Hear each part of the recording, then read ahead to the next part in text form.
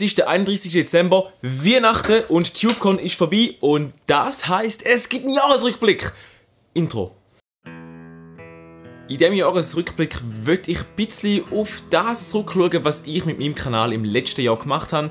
Im Gegensatz zu den vorhergehenden Rückblick werde ich jetzt aber nicht jedes einzelne Video erwähnen, sondern einfach, was ist so bei mir als Creator in der letzten Zeit gelaufen. Das Jahr hat im Januar für mich recht unerwartet und auch sehr spontan angefangen, weil ich habe entschieden, im Januar einfach so ohne große Planung im Voraus mal nach Berlin zu fliegen und dort aber ein zweitägiges Bootcamp von YouTube teilzunehmen in der YouTube Space. Und ich muss sagen, das Bootcamp hat mir sehr gut getan, weil die ganze Art und Weise, wie ich produziere seit dem Januar, ist stark beeinflusst von dem Bootcamp. Am 28. Januar, am zweiten Tag von dem Bootcamp, was übrigens auch mein Geburtstag ist, habe ich dann die Entscheidung gefasst, okay, ich bin jetzt komplett weg von dem Let's Play-Zeug. Und aus dem Grund habe ich noch sehr viele Videos von mir gelöscht, beziehungsweise auf privat gestellt, weil ich bin ja jemand, ich kann keine Dateien löschen, ich kann das nicht haben. Aus dem Grund kann man meine Statistiken sehen, im Januar hatte ich einen ziemlich harten Absturz gehabt, was Statistiken anbelangt, aber es hat halt damit zusammengehangen, dass ich wollte endgültig das Let's Play begraben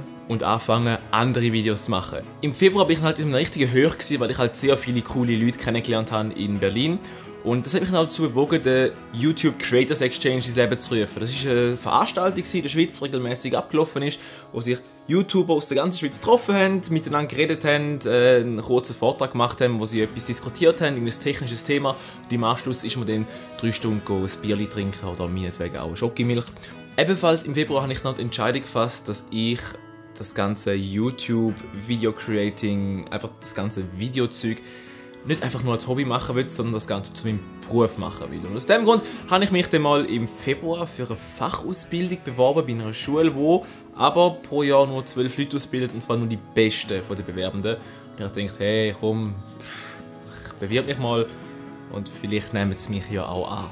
Ebenfalls im Februar habe ich dann gedacht, hey, eigentlich, was mache ich denn bis jetzt so auf YouTube, wo ich nicht Games spiele. Und das war so Event-Videos. Und da habe ich gedacht, hey, ich mache doch jetzt mal Event-Videos mehr. Aus dem Grund habe ich mich dann auch dazu entschieden, dass ich mir einen Gimbal gekauft habe, um halt an diesen Events richtig smoothie, geile Videoaufnahmen machen. Und genau das habe ich dann auch im Mai gemacht, weil im Mai war Fantasy Basel, die Anime-Manga Night in Davos und der Japan-Tag in Düsseldorf. Und an den 3 Tagen bin ich mit dem Gimbal rumgerannt, habe meiner Meinung nach richtig coole Aufnahmen mitmachen. Und das war richtig cool. Aber wenn wir gerade schon bei der Fantasy Basel waren, dort bin ich nämlich auch, aber zusätzlich noch als SwissTuber am SwissTubers Stand. Und dort habe ich wirklich die Möglichkeit gehabt, mit sehr vielen Schweizer Creators mich zu connecten. Denn nach dem Mai ist eigentlich nicht mehr viel passiert, weil zu dem Zeitpunkt bin ich halt immer noch im Militär gewesen. Ich habe halt den Militärdurchdiener gemacht, das heisst, ich bin quasi 1 Jahr lang im Militär gewesen und bis auf Samstag und Sonntag halt immer in der Kaserne. Und dann ist aber der Juli gekommen. Und per 1. Juli 2017 habe ich meinen Militärdienst abgeschlossen und ich bin quasi endlich ein freier Mensch gewesen. Und genau das wollte ich dann eigentlich auch ausleben und habe angefangen, Daily Vlogs zu machen, einfach um mir zu beweisen, ich könnte auch jeden Tag ein geiles Video bringen. Und ich muss sagen, die Vlogs sind doch recht okay geworden, weil das waren auch die ersten Videos gewesen, wo ich halt wirklich mal Gebrauch machen von meinem neuen Equipment, jetzt abgesehen von den Event-Videos. Und ich muss sagen, es hat mir eigentlich Spaß gemacht. Nur das Problem mit Vlogs, es hat halt keinen interessiert, weil... Etwas später im Sommer habe ich dann aber auch endgültig die Entscheidung gefasst, dass YouTube etwas ist, was ich durchziehen will, auch wenn ich zu dem Zeitpunkt schlappe 1300 Abonnenten oder so hatte. Und ich habe die Entscheidung gefasst, Alter, ich miete mir ein Zimmer und ich baue ein Studio. Und genau das habe ich über den Sommer gemacht. Und ich muss sagen, auch wenn es eine teure Geschichte war, es war das Beste, was ich diesen Sommer gemacht habe. Weil ich bin so scheiße froh, ich habe einen Ort, wo ich arbeiten kann, wo ich Videos machen kann, ungestört. Ich muss nicht mehr in meinem alten Zimmer sitzen und Videos machen, weil einfach der Ton scheiße war, das Licht scheiße. Das Studio ist ein Traum. Währenddem ich aber den ganzen Sommer und auch noch ein bisschen Herbst damit beschäftigt war, das Studio zu realisieren, bin ich aber im September noch eingeladen worden von Google und SRF zu einem Workshop. Und was wir da gemacht haben, oder welche Leute wir da getroffen haben, das ist wirklich für den Rest von meinem Jahr 2017 und vermutlich auch für meine Zukunft wegweisend gewesen. Dort konnte ich endlich wieder ein paar Schweizer Creator treffen, die ich sehr schätze. aber halt auch internationale Leute von YouTube. Unter anderem zum Beispiel der Community Manager für YouTube Deutschland, Schweiz und Österreich. Und er war eigentlich derjenige, der mich noch kennt hat von meinem YouTube-Space-Besuch am Anfang des Jahres, im Januar. Und aus diesem Grund hat er gesagt, hey, lass mal zu, ich kenne dich jetzt schon ein bisschen, du machst echt geile Scheiß. Und du machst diese Creator Exchange, die Events, und du machst Event-YouTubing. Hey, ich kenne da jemanden, der will in der Schweiz ein Event machen. Hättest du mal Bock, mit dem zu reden? Und ich habe gesagt, hey, Events, geil, das ist genau mein Ding. Ja, mache ich. Und was dann passiert ist, hat mein Jahr komplett verändert. Er hat mir Kontakt mit dem CEO von der TubeCon verschafft. Und der hat mich dann schlussendlich ins Boot von der TubeCon geholt, wo das Jahr stattgefunden hat. Und TubeCon ist eigentlich auch das, was ich dann vom September an bis heute für den Rest des ganzen Jahres gemacht habe. Es war unglaublich toll, in diesem Projekt dabei zu sein. Die TubeCon hat mir so viele Chancen und Kontakte eröffnet, das könnt ihr euch gar nicht vorstellen. Und ich kann es mir auch selber noch nicht richtig vorstellen. Aber ich merke es immer wieder, überall geht wieder ein Türchen auf. Und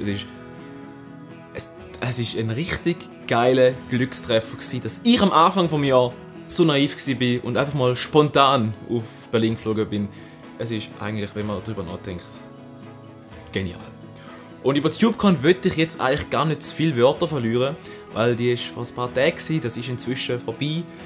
Und ich könnte über die TubeCon vermutlich ein ganzes 30-Minuten-Video machen und ich kann darüber reden, wie geil es war und wie wir dazu gekommen sind. Die TubeCon ist ein mega geiles Ding und ich könnte es sicher auch irgendwann mal nochmal erwähnen. Aber für das Video, den Rest des Jahres, habe ich mich zu 100% der TubeCon gewidmet. Und es war gut gewesen. Und das war Hammer gewesen. Und das ist eigentlich so mein Jahr 2017 gewesen. Richtig geiles Jahr, YouTube-technisch für mich. Und jetzt wäre es ja kein Jahresrückblick, wenn wir nicht auch noch einen Ausblick machen würden aufs nächste Jahr. Was will ich denn nächstes Jahr machen? Und da habe ich mir 4 Ziele gesetzt, welche ich erreichen im nächsten Jahr. Und weil wir vom letzten Jahr gemerkt haben, dass Abo-Ziele keine guten Ziele sind, habe ich mir folgende Ziele gesetzt. Als erstes und meiner Meinung nach auch wichtigstes Ziel will ich nächstes Jahr mit mehr Schweizer YouTube-Creator zusammenarbeiten. Ebenfalls möchte ich das YouTube-Format YouTube Help, das ich diesen Herbst ausprobiert habe, ausbauen. Ich will daraus etwas machen, was wirklich Leute weiterbringt. Und ich habe ein paar Ideen, aber dazu kommen wir dann nächstes Jahr. Und ganz wichtig, ich will nächstes Jahr auch noch viel mehr als bis jetzt schon über Videomaking reden. Ich will einfach darüber reden, wie werden Videos gemacht, was gibt es für Methoden, was sind so die Standards. Weil ich werde nächstes Jahr die Fachausbildung machen zu Kameramann, Videocutter und Filmgestaltung. Was mit anderen Worten heisst, ich bin per Ende 2019 ein ausgebildeter Videomensch, der dann offiziell auch mit Videos seinen Lebensunterhalt verdient. Alter, das ist ein Traum. Und ich will das Wissen, und ich mir in dieser Fachausbildung wieder arbeiten, zum einen Teil mit euch teilen, weil es jetzt sicher auch einige Sachen geben, die für YouTube relevant wird sein. Und zu guter Letzt ein Ziel, wo ich wirklich hoffe, dass ich die Chance haben werde, das Ziel umzusetzen. Ich möchte mithelfen.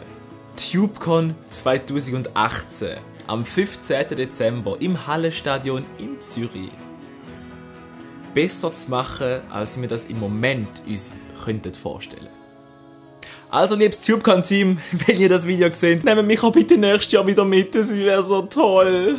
Und mit diesen 4 Zielen sage ich jetzt merci fürs Zuschauen. Ich hoffe, auch du hast die Entwicklung von meinem Kanal über das letzte Jahr feststellen. Wenn nicht, schau doch einfach mal das Jahresrückblick-Video vom letzten Jahr an und dann nochmal das.